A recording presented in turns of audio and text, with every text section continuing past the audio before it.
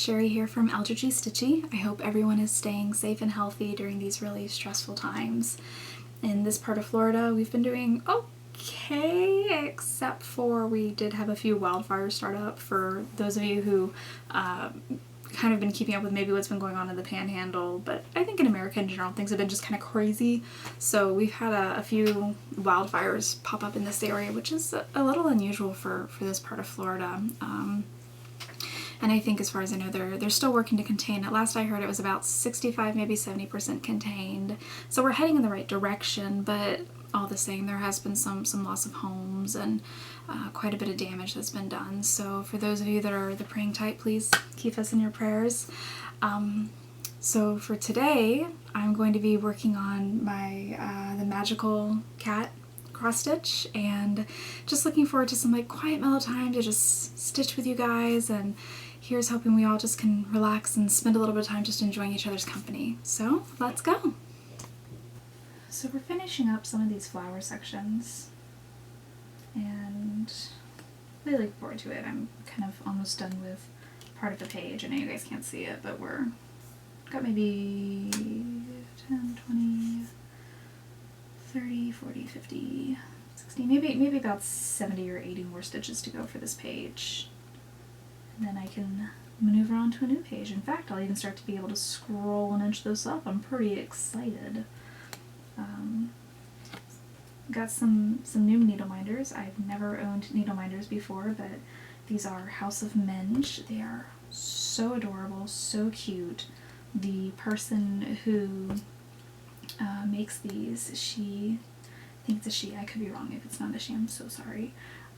They are wonderful. They are so kind, very friendly, very sweet, so easy to work with. They're just fantastic, and I was so excited when they came. And originally I was only going to order 2 or something, and then they said, hey, based on shipping, it'd be much more cost effective if you did actually get a few others. And I happen to have a few friends who I realized would actually really love some too. So I got, right here, I have a really cute, adorable, oh my gosh, so cute, pink mermaid with a pearl.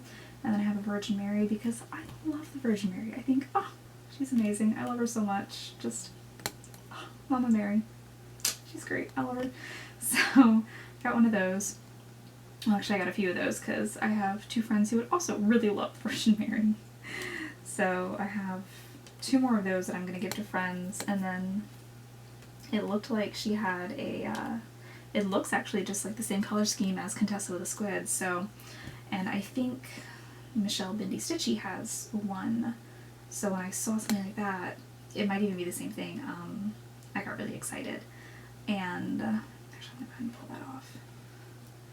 Got very excited and went ahead and grabbed it, because one of my big pieces, my next big piece that I am hoping to work on, is going to be Contessa with a Squid. So that's not anytime soon though. That's probably going to be a few more months out. I have some smaller pieces that I'm planning to poke at between now and then. I don't want to overdo myself. I say that now. I'm probably going to impulse buy it maybe in a few days. I know me. So speaking of impulse buys, I'm really excited to have closed on my parents' house today. It's such a blessing. It's so wonderful. It's a little weird. I'll be candid. Just because of the fact that my we live in the same home together, and nothing's really changing. I think when, what's up, Jitterbug? What's up, puppy? You okay? You're so cute. I love you. Yeah, you're so cute. So sorry. When I first got out of graduate school, I went to St. Augustine. So graduate school is in Ohio. I went to St. Augustine for my first counseling job, which was at a all-male moderate-risk juvenile detention facility, and it was amazing. I loved it. It was a great job. Would do it again. But I think the thing that I realized with St. Augustine was, because my family and I used to vacation there off and on, and I think what I realized was I loved St. Augustine, I think, more for vacation than I did for living. I mean, if I ever hit the lottery, I would 100% buy a home there, but I was just, my family's here. We're a very close family. and I missed my family, I missed the friends that I had here. And so I reached out to my parents at one point, and I think I was going through a bit of a depression too, in all fairness. It wasn't anything too heavy, but I think it was something that I was dealing with at the time. And just feeling lonely and isolated and lacking a support system. Community is so very important. And I reached out to my parents and I asked them, hey, if I pay rent, if I do these things, like, can I just come home? Can I just, start back in that area at the Panhandle? And, they were gracious and loving. They were like, of course, please come home. So, and then, going from St. Augustine, I went to a nonprofit in this area, and it doesn't pay great to work in the nonprofit agencies. It's not a bad thing to do, don't get me wrong. It can be fantastic to work for a nonprofit. It's a huge community service for others, and I recommend, I think, anybody working in the nonprofit sector for a little while. That being said, it wasn't for me. It wasn't very financially viable for me. I think if I maybe were in a, like if I was married and my income was sort of this bonus extra income, then that would be fine, but I'm not. I'm a single woman, and I don't have a secondary income, and so it was something where it was never going to really help me to get on my feet independently.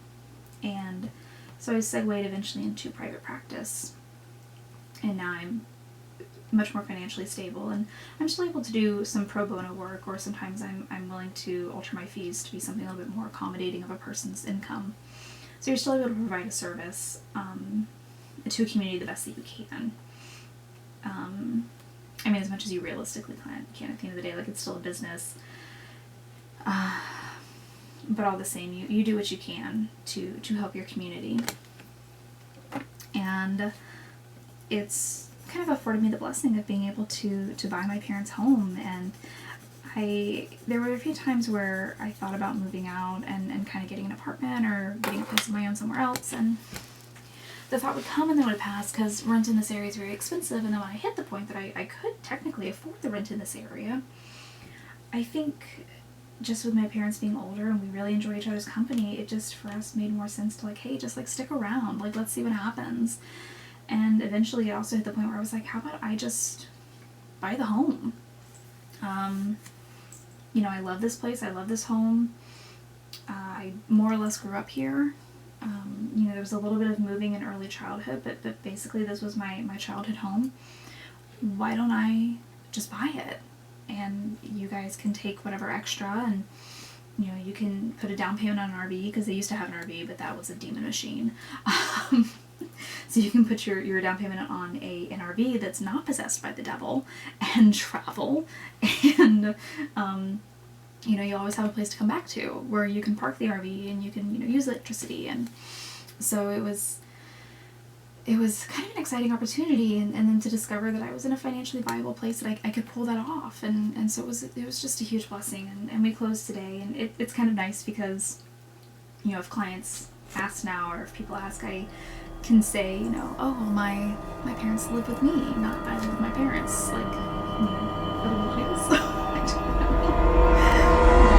that's not fair to my generation. I think millennials are doing much better than we used to. So, gosh, what color am I on now? I think probably just this reddish would be a good idea, but hopefully my camera doesn't just, like, give up. I think what happens, I'm thinking what happens is maybe there's too much going on and it's gathering too much data, and it just, like, freaks out and shuts off because it just cannot tolerate that level of data. I'm thinking that's what it is. I could be wrong. It's a very unflattering angle of me. I apologize. So, I'm sure everyone really, really wanted to look at my armpit. Sorry. So, but yeah, so it's such a blessing. I'm really excited. We're not really changing too much at the moment. Like, the parents are still in the master bedroom. We'll transition around, I don't know, one day. It's really not a big hurry for any of us. None of us are in a hurry. I have to remember to use these needle minders now. I'm just not used to having them.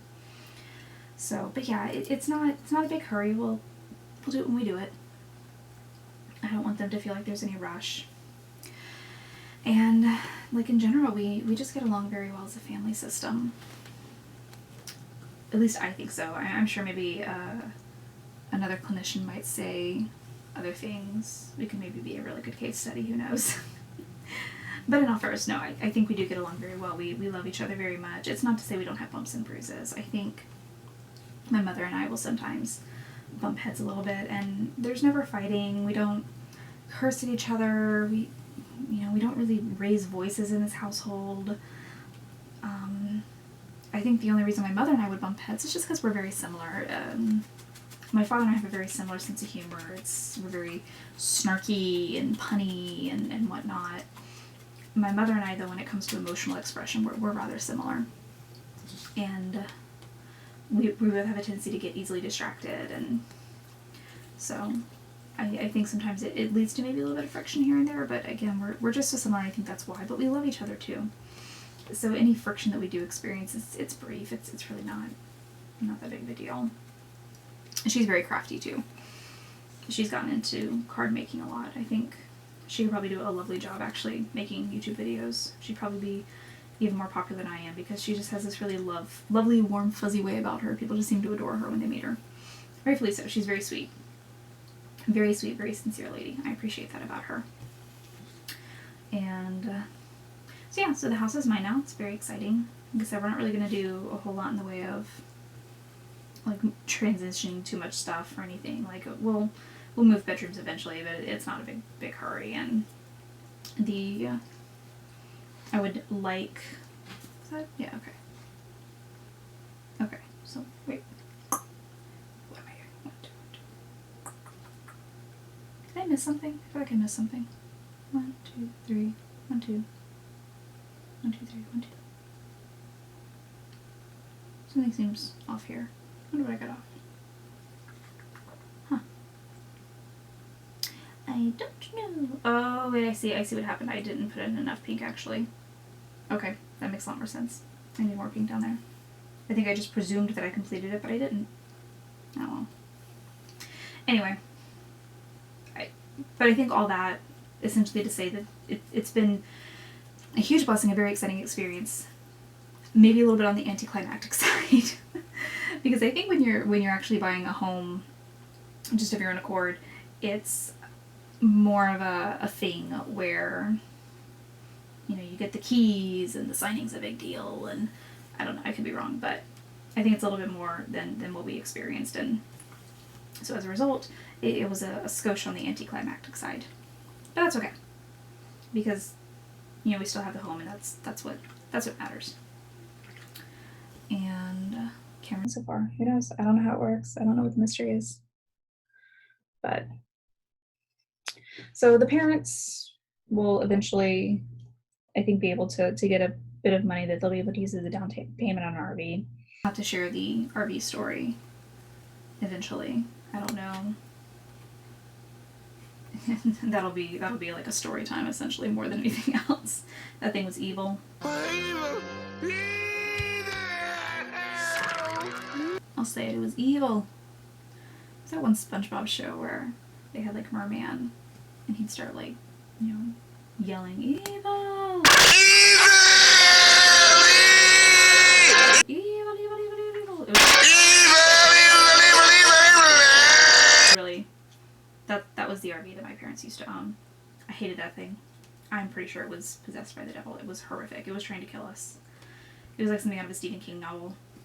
I'm glad it's gone, but it's not really, because my parents managed to sell it, but not really. They sold it, thank God, through another company, and yet that demon machine, that evil thing is just down the road from us, no more than like a 15-minute drive, and it's on Highway 20, which is kind of a straight shoot, and it's in a person's yard, and we're all waiting for it to just appear and sneak up on us one day. So it's going to be outside one of the parents' bedroom windows. Or mine. It might be outside of mine. It's very possible. I'm going to open my window one day, and it's going to be sitting there staring at me. And it will have killed the new RV in like a glorious, oily, bloody battle for domination. I hate it. I hated that thing. So anyway, I'll have to share at some point the horrors of that demon machine. It will be quite the story. But anyway, altogether just it's an exciting time, I think, for our family. If not, again, like I said, maybe a little on the anticlimactic side. Actually, I'm not going to reposition that. I'm actually just going to tuck this here. I'm going to park it over there. Not even going to worry about cutting. I'll be a little bit on the flipping side with my thread. And you sit over here. Thank you, Mary. I love her. It's great. So, but I think I'm going to end this one here. We got some of the pink and red in, I think, hopefully. And we'll go from there. I'll keep this video a little bit shorter, I think, just because it takes a while for all this stuff to download and process. But I hope everyone's staying safe and healthy, and I just love all of you bunches, and I keep all of you in my prayers, and I hope you all just have an abundance of blessings. All right, bye.